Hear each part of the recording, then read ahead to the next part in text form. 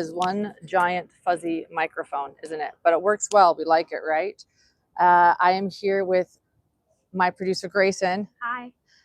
And if she seems shy, it's because she is shy. She prefers behind the scenes. But you know what? I'm like, nope, you're coming on. Stick with me. I just made her smile for the thumbnail.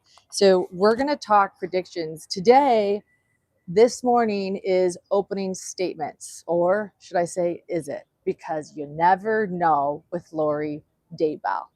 You never do. But it's supposed to be opening statements. Prosecutor Trina Kay has prepared. I'm sure she will move forward. I don't think Lori's going to be able to stop this no matter what she does. Again, if she comes in with a wheelchair, it is what it is. She'll be probably very sweet, though, and behave well in front of the jury. So there is a large crowd upstairs, a very large crowd. Opening statements make sense. People waiting to get in. We had to come down to do this live. Speculating what we're going to see, and I am going to start coming closer. This is the way I want to stand. I want to start with Grayson. What do you think is going to happen up there today? She's going to start by saying why she can't proceed. There's absolutely going to be a reason. It's going to be somebody else's fault, or she's sick. And then, I don't know. I don't think she'll say the evidence will show, because the evidence will show. That's what she did. I don't think she'll do that this time. I think she's going to have a different line. And she's going to say it 74 times over and over and over again, to the point that we're going to sit in the back and be mouthing it the whole time. Evidence will show. Let us remind all of you that for opening statements for her last trial, where we saw justice for Charles Vallow, she repeated her opening statements. The evidence will show. It was highly ironic, since when she was able to present her defense, she decided to show no evidence. Thus, the only evidence that was shown was what the state presented. So it was extra ironic at the end of all that. We're like, okay. And even the jurors we interviewed after, do you remember them saying, they're like, Chris, do you remember Victoria was saying, I was waiting for her to show the evidence, and then she didn't show it. I'm like, okay. Nothing. So she's probably going to change her tactics. She's changed a lot of her tactics this time around. Yeah. I think we're going to see a different side of her. I think we're starting to see that. She's lost control. This is it. This is the final show. So I think we're going to see a different side of her. I think we're going to see like full Lori. We keep saying we've seen full Lori, but I don't think we have yet. I think we're going to see it this time. You know, I think she's going to be sugar sweet, though, now that the jurors are in, because we saw that. I mean, wasn't she just sugary sweet during jury selection? I kept wanting to say deliberation. We're like definitely far from that during jury selection. So I want to say that. I've been saying that along with you. We've been saying that together. But now I have to say, after watching her during jury selection, I think she's going to try to hold it together and be that sort of sweet sounding Lori Vallow. I think she'll start Lori Daybell, whatever. Sorry, guys. I think she'll start that way. I think she'll start sweet, but there's going to become a point, right? This is the first direct victim that she has had to be confronted by on the stand. And I think she's going to lose it. I think she's going to sit there and try, like, I don't know what the cross with him is going to look like, but I think there is going to be a point where she loses it, because this is she's always had to like be forced accountability in a sense, but like this is real in your face. Do you think, like many others, that she's just simply scared to face Brandon Boudreaux, a surviving victim? I've felt her like this whole faking sick thing, which I'm going to just call it what I think it is. This whole faking sick thing, I felt like was about control, but a lot of people have felt it was more about her fear of facing Brandon Boudreaux. Do you think that's a fear of hers? Absolutely. Why? Once again, because she's never had, Tylee can't talk to her. JJ can't tell her the impact. Tammy can't tell her the impact. Charles can't tell her the impact. The surviving victims have, but Brandon is somebody she almost took his life, and it didn't work. And so he's going to get to say his piece, and I think she's scared of it. Mm-hmm.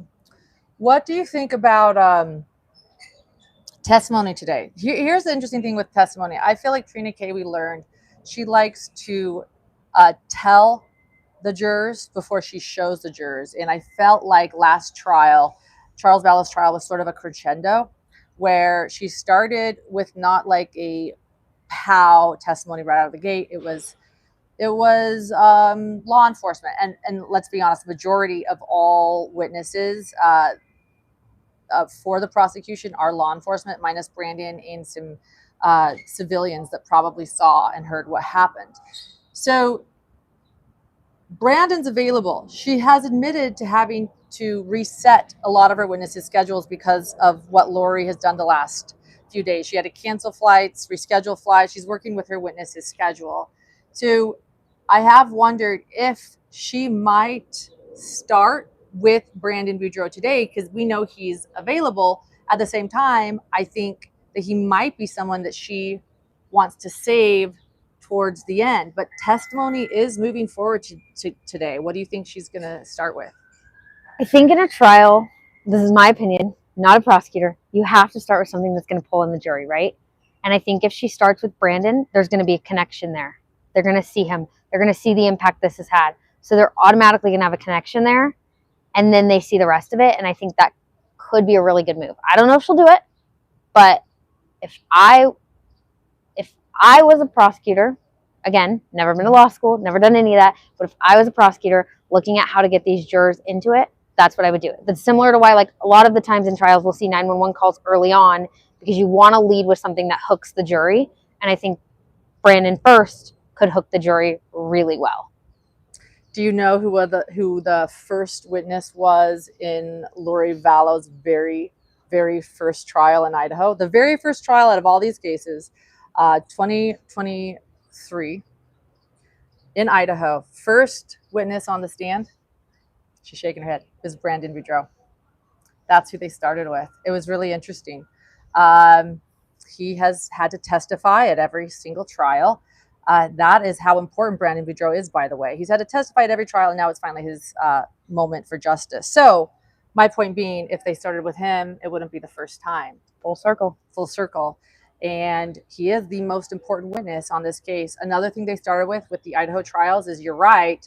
I know you're not a prosecutor, but other prosecutors agree with you. Rob Wood and Lindsay Blake started with the children's autopsies. Like, yeah, think about that right out of the gate. Like, those poor jurors in Idaho, that was what they saw first. And yeah, how do you forget that? So starting with sort of that and what happened, Brandon makes sense. At the same time, if she wants to save Brandon later down the line for some punch, I don't know. Yeah. I don't know. We'll see. I think we've seen her kind of motto is to, I will tell you and then I will show you. So she kind of lays it out in opening statements and then she shows you. So I think we're actually going to see through opening statements, I think we're going to have a pretty good indication of what she'll do, because she was really good in the last trial about telling and then showing in that order, in a sense. But at least that's how I felt. Yeah, and her closing arguments I felt were really powerful. The jurors, her closing arguments were incredible. They were incredible. Lengthy, but necessary, and I think that they clarified a lot of questions, and anything that was missing for the jurors was solved in that moment. If you guys want to know why I'm a lot closer to the camera than Grayson, each time I turn it towards her, she takes a step back. We started almost our shoulders touching, and now she's like, okay, I'll come back. She's back now. She just keeps getting further. I'm like, come back, come back. Cameras are not my thing. She keeps going like that. I'm like, I just looked finally. I'm like, she's like, you're just little. Cameras are not my thing. Yeah, I also think, I'll be honest, I want it to be Brandon. I hope that Brandon testifies today. I think that he's the most powerful. He would lay it all out. And you know why else I think would be good? On cross-exam, I think that Lori's going to try to be sweeter. Like, she realizes it's first impression with the jury. And so I think that she wouldn't get as snarky with Brandon right now. I've gone back and forth on it. And some moments I'm like, maybe she is going to get a little snarky because she's going to actually come this way because I don't know who they are. They deserve some privacy there. Okay. Maybe she will get a little bit snarky. But then there's other moments where I think you're right. She is going to try and be really sweet because it doesn't look good if you treat a victim like that on the stand. We look at Kay Woodcock, how she backed off. I think there was one, I think she was terrified of her. Two, I think there was some strategy there, right? Like if you have a surviving victim on the stand talking about the impact and emotional about what happened, it doesn't look good to be so combative. Right. Trina K did give us a hint of what the defense's strategy is going to be during jury selection yesterday. Let us remind you, she said that what they're going to hear is that because Brandon Boudreaux survived, there was no conspiracy theory to no conspiracy to kill him. She sort of told us what Lori's strategy is going to be. The defense is going to tell you that because he survived this shooting, there was no conspiracy and there was never a plan. And I think Lori showed us that she's going to try to claim to all of these. Thank you, everyone. Grayson, you're adorable. Glad to have her face now. She is. I think that she's going to say that these shooting range incidents, that's going to be part of the evidence that Alex Cox was preparing by going to a shooting range. Everybody goes to shooting ranges. And there are a lot of jurors. I think I counted 34. 34 jurors. There we go. You keep going to the sorry. side. I think I counted 34 jurors, maybe 35, somewhere between 33 and 35, like regularly go to shooting ranges or have been to shooting ranges. So I think you have a point. In terms of, you mentioned something, but Lori saying because he didn't die, there was no conspiracy. I do think that that's very true, because there was a point in jury instructions, I think it was last week, where she brought up that she wanted a part of jury instructions changed, and Judge Boreski, or the preliminary instructions, Judge Boreski gave Trina K the floor, and Lori was like, well, just because I think it was Trina K or Judge Boreski ended up saying, just because you weren't successful doesn't mean you didn't conspire. So I do think that in Lori's brain, because it didn't happen, it's not true. Right. I'll also say this. Grayson thinks, this is great. I'm going to give you away a little bit, but Grayson thinks there may be charges after, that this isn't the last of Lori, that there might be charges after this case is over. If that's the case, let's play with that idea, okay? That after this trial is over, they have plans to charge other people. If that's the case, I think they're going to also have to set the stage for those charges in this trial. Yeah, maybe. Maybe. I don't know. I think that they're going to have to plant and show, not plant, no planting evidence. I think they're going to have to show the evidence that there are co-conspirators. And so that would have to, I think, also happen in this trial. So I actually think this trial is going to be very interesting. Yeah, I think they would have to. I think we're going to learn things that we haven't heard before. Oh, hold on. Pause. That's a juror. Yeah.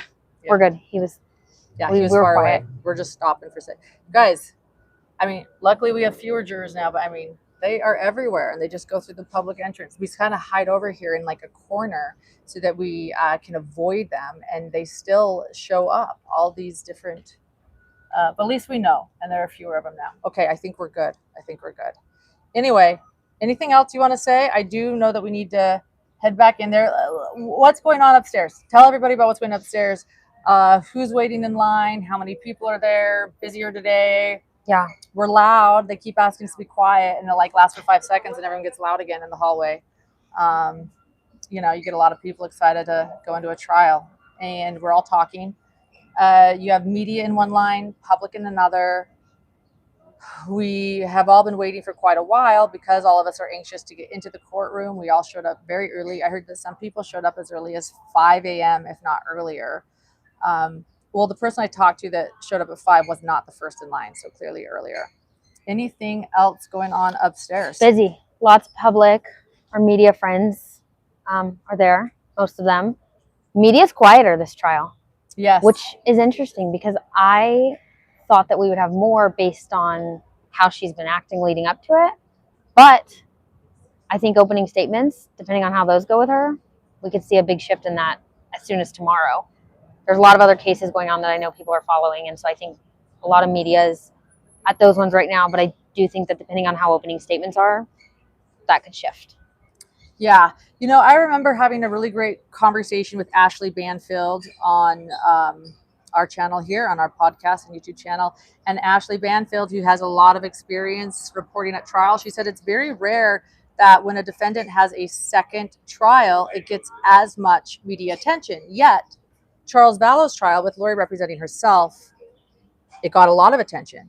We have talked to many people who weren't even interested in this case, who hadn't followed it at all for the last 6 years until Lori started representing herself. It brought a lot of new attention. But not only is this now Lori Vallow's second trial, it's actually her third trial. Yes, she's representing herself, but she's representing herself now for the second time.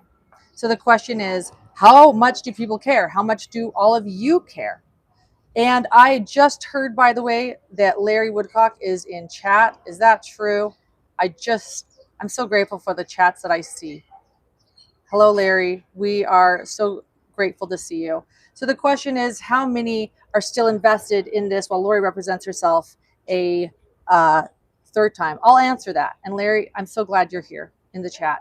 I'll answer that for you. I think people care a lot. And our viewership and the people who are following has shown that. In fact, the longer Lori goes, the more intrigued people are because her antics and how she is acting in this courtroom. And for those of you that are new to this case, because yes, this is the defendant we have been following for 6 years, and she's as wild as it seems.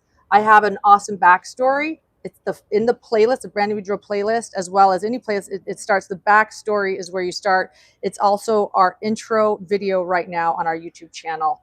It's called the Lori Vallow Daybell, the full story, or Unmasked. Yeah, Lori Vallow Daybell Unmasked, the full story. It's really good. I've watched it. Thank you, Grayson. I paid her to say that. She did not. It is very good. Gives you a full rundown. I think it's definitely, this case is a hard one to have a full backstory on, and I think you did a really good job putting it together. Thank you. So there you go. I think that people care, and so we're going to head in there, get back in line, because they might be letting us in soon. Clearly, jurors are arriving. Court is planning to start at 10, and we have the live stream.